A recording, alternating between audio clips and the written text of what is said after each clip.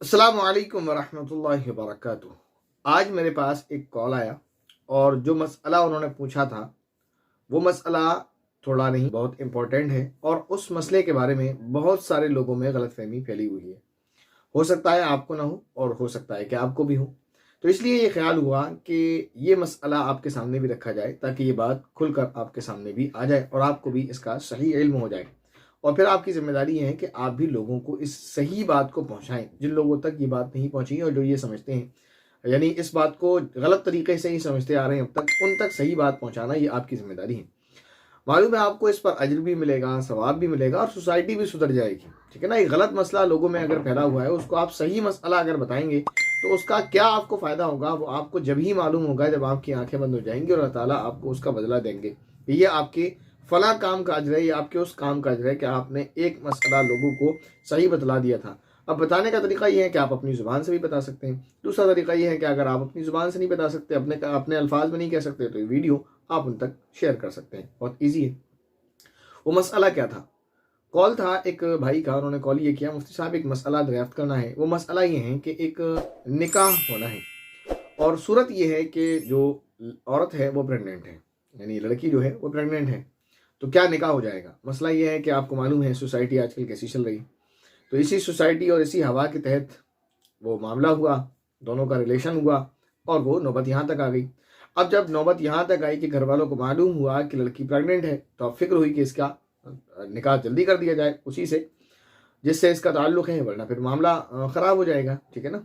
और ऐसा ये नया केस या ऐसा एक केस नहीं है और ये ऐसा केस नहीं है कि अगर मैं आपसे कह रहा हूँ तो उन तक ये बात पहुँच जाए, ऐसा नहीं है। बल्कि एक ऐसा केस है जो अमूमन आप लोग सुनते देखते रहते हैं और ऐसा होता रहता है सोसाइटी के अंदर।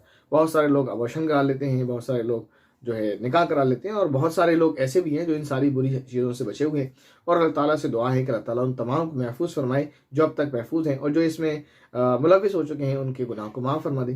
तो ये मामला था। सवाल ये था कि लड़की प्रेग्नेंट है और वो लड़का यानी जिससे उसका ताल्लुक था वो मौजूद है, वो भी शादी करना चाहता है, लड़की वाले भी उससे निकाह करने को राज़ी हैं। तो क्या ये निकाह हो जाएगा या नहीं होगा? लोगों में ये बात फैली हुई है। लोग ये समझते हैं कि लड़की अगर प्रेग्नेंट हो तो उसका निकाह नहीं होता। ये मसला ठीक है लेकिन आधा अधूरा है, ये कंप्लीट नहीं है। आपने ये बात हिंदी, इंग्लिश और उर्दू हर एक ज़ुबान में सुनी होगी कि आधा इल्म जो होता है वो ख़तरनाक होता है। ठीक है ना? आधी जानकारी जो है वो बड़ी नुकसानदेह होती है। तो ऐसा ही है, ये मसला अपनी जगह बिल्कुल दुरुस्त है कि प्रेग्नेंट औरत का निकाह नहीं होता, लेकिन वो प्रेग्नेंट औरत कौन है जिसका निकाह नहीं होता, एक मसला अलग है, उसके बारे में बाद में बात कर ली जाएगी। सवाल ये है कि एक लड़की जो प्रेग्नेंट है और वो बच्चा उसी लड़के का है जो उससे निकाह करना चाहता है। ठीक है ना? अब ये दोनों निकाह करना चाहते हैं, दोनों फैमिली राजी हैं। तो क्या इस सूरत में कि जब वो लड़की हमल से है, प्रेग्नेंट है और ये लड़का जो इस प्रेग्नेंट का सबब और जरिया है, उस बच्चे का वालिद है, तो क्या इन दोनों का निकाह हो जाएगा? तो जवाब ये है कि निकाह हो जाएगा। ठीक है ना? वो एक मसला आपने जो सुना है वो ठीक है, प्रेगनेंसी में निकाह नहीं होता। वो किसका नहीं होता? वो उसका निकाह नहीं होता कि जो औरत प्रेग्नेंट है और वो बच्चा किसी और का है, यानी उसके शौहर का है। हम गलत मिसाल क्यों दें? वो बच्चा उसके शौहर का है। ठीक है ना? जो शौहर था और दोनों मियाँ बीवी अच्छे खासे रह रहे थे, अब शौहर का इस दौरान इंतकाल हो जाता है। अब औरत प्रेग्नेंट है, तो इस प्रेग्नेंट औरत का निकाह किसी आदमी से नहीं हो सकता जब तक कि ये बच्चे की विलादत ना हो जाए। ये मसला है। ठीक है ना? तो ये बात आप अच्छे से समझ लें। मसला यही है कि अगर कोई लड़की यानी इस तरह का कहीं हादसा हो जाता है तो जाहिर है किसी के ऐप को नहीं खोलना चाहिए, नहीं उछालना चाहिए। उन्होंने जो गलती की है अल्लाह उसको माफ़ करे। तो ऐसी सिचुएशन कहीं हो जाती है, ऐसी कंडीशन कहीं हो जाती है, तो उसका सही हल और सही तरीका ये है। वैसे तो माँ बाप को चाहिए, बच्चों को भी चाहिए कि वैसी गलती ना करें, लेकिन अगर ऐसी गलती किसी से हो जाती है तो हमें ये चाहिए कि हम उस पर पर्दा डालें, उसकी पर्दापोशी करें, नहीं है कि उसके ऐबों को खोलें। इसलिए कि हम अगर लोगों के ऐबों को आज खोलेंगे तो कल क़यामत के दिन अल्लाह ताला हमारे ऐबों को खोलेंगे, और अगर हम किसी के ऐबों की पर्दापोशी करेंगे तो कल क़यामत के दिन अल्लाह ताला हमारे ऐबों पर पर्दा फरमाएंगे। अब हमारी मर्जी है कि हम अगर चाहते हैं कि क़यामत के दिन हमारे ऐब तमाम इंसानों के सामने खोले जाएं, तो हमें चाहिए कि हम लोगों के ऐब खोलते फिरें। और अगर हम ये चाहते हैं कि हमारे ऐब किसी के सामने न खोले जाएं, तो हमें भी चाहिए कि हम किसी के सामने किसी का ऐब न खोलें। आज अगर हम किसी का ऐब खोल लेते हैं तो हम कितने लोगों में उसको रुसवा कर देंगे? 100, 200, 150, 1000, 10,000, 1,00,000 लोग। बहुत से बहुत आप उसको इतने लोगों में रुसवा कर सकते हैं जितने लोग इस दुनिया में इस वक्त मौजूद हैं, या बहुत से बहुत आप उसको इतने लोगों में मशहूर जो है रुसवा कर देंगे जितने लोग आज मौजूद हैं और जितने लोग पैदा होंगे। यानी आपकी खबर ऐसी वायरल हो जाए, आपकी वीडियो ऐसी वायरल हो जाए, या आप कुछ ऐसा वायरल कर दें कि वो आने वाली वक्त तक रहे और आने वाली नस्लें भी उसको देखें। तो आप उसको इतना जलील कर सकते हैं, लेकिन जो नस्लें पीछे गुजर चुकी हैं उसके सामने उस नस्ल के सामने आप इसको जलील नहीं कर सकते। लेकिन यकीन जाने, अगर आप किसी को भी जलील करते हैं, चाहे 100 लोगों के सामने ही करते हैं, ये मैंने एक जो नंबर बताए, जो तादाद बताई कि ये नस्ल और आने वाली नस्ल, सारी दुनिया को आपके सामने आप उसको रुसवा करते हैं, ये पॉसिबल है। हालांकि इतना आसान भी नहीं है, पॉसिबल है लेकिन आसान इतना नहीं है। लेकिन ये भी बहुत बहुत बहुत मुश्किल काम है। आप उसको रुसवा कर सकते हैं मैक्सिमम 100, 200, 1000, 2000 और इस नस्ल के सामने बस ज़्यादा से ज़्यादा, क्योंकि आज सोशल मीडिया का दौर है।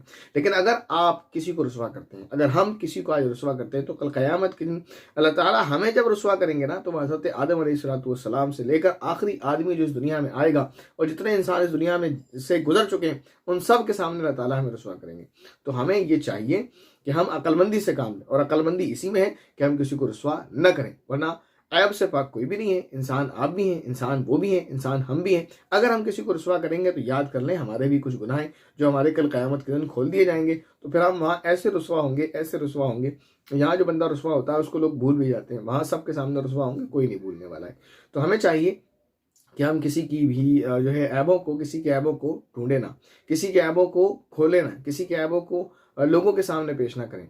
तो एक मसला तो मैंने आपको बता दिया, और एक ये अल्लाह के नबी सल्लल्लाहु अलैहि वसल्लम का फरमान है, कुरान पाक का भी हुक्म है कि किसी के ऐबों को तलाश न किया जाए, किसी के ऐबों की तलाश में न लगा जाए। कुरान पाक में अल्लाह रब्बुल इज़्ज़त ने सूरह हुजुरात के अंदर, ये पूरी सूरत है, यानी पूरा कुरान करीम वैसे तो पढ़ने ही के लिए है, हिदायत के लिए, लेकिन इस सूरत के अंदर अल्लाह ताला ने सोसाइटी के रूल्स बताए हैं कि किस तरह सोसाइटी को आप अच्छा बना सकते हैं। इसी में अल्लाह रब्बुल इज़्ज़त ने ये इरशाद फरमाया, ला तजस्ससू, के लोगों के ऐबों की टोह में न लगो, फिराक में न लगो कि उसका ऐब मुझे पता चल जाए, इसकी कोई बुराई मुझे पता चल जाए, इसकी कोई कमी मुझे पता चल जाए। ये काम न करो। जब हुक्म ये है कि आप किसी के ऐबों की तलाश में न लगो, तो फिर आप उसके ऐब को पता लगने के बाद लोगों में उछालो, ये कैसे मुमकिन और दुरुस्त और जायज़ हो सकता है। इसी तरह अल्लाह के नबी सल्लल्लाहु अलैहि वसल्लम का फरमान है कि जो शख्स इस दुनिया में किसी बंदे के ऐब को छुपाएगा तो अल्लाह ताला क़यामत के दिन उसके ऐब को छुपाएगा। तो अगर आप यहाँ किसी के ऐब को खोलेंगे, क़यामत के दिन आपके ऐब को खोला जाएगा। तो कुरान को, हदीस को सामने रखते हुए अपने लिए वो फैसला लें जो अक्लमंदी वाला है। इसलिए किसी के ऐब को कभी भी हरगिज़ न खोलें। एक बात तो ये हो गई। दूसरी बात यह कि जो मैंने आपको मसला बताया, उस मसले को आप अच्छे से समझ लें। ये बात अपनी जगह दुरुस्त है कि प्रेग्नेंट औरत का निकाह नहीं होता है, लेकिन वो कौन सी औरत है वो मैंने आपको बता दिया, पीछे वीडियो में आप जाकर देख सकते हैं। ये मसला ऐसा है कि जब औरत प्रेग्नेंट हो और उसका जो यानी जो बच्चा है उसका वालिद वही हो जो उससे निकाह करना चाहता है, तो इस सूरत में इनका निकाह हो सकता है, निकाह दुरुस्त है। और इसी ऐसी कंडीशन में जो है अपनी इज्जत को बचाने के लिए अबॉर्शन नहीं करना चाहिए। अबॉर्शन गुनाह है, ठीक है ना। वो जो नहीं होना था वो तो हो गया। बहरहाल ये कि आप इनका निकाह कर दें, जो कि जायज़ अमल है। अबॉर्शन कराना गुनाह है, एक गुनाह तो पहले ही हो गया, अब आप अबॉर्शन करा के एक और गुनाह करेंगे, तो ये काम ना करें आप। अगर वो मुनासिब है, रिश्ता ठीक है, लड़का ठीक है, यानी उसमें कोई ऐसा ऐब नहीं है या ऐसी चीज़ नहीं है, तो फिर आप उससे निकाह कर दें, ये बेहतर है। और आपको निकाह कर देना चाहिए, ठीक है ना। तो इसमें दुनिया आखिरत की मैं समझता हूँ, आगे जो कुछ हो गया सो हो गया, अल्लाह उसको माफ़ करे, लेकिन आगे के लिए इसमें दुनिया और आखिरत दोनों की भलाई है। उम्मीद है ये बात आपको अच्छे से समझ आ गई होगी। अस्सलामु अलैकुम वरहमतुल्लाहि वबरकातुहू।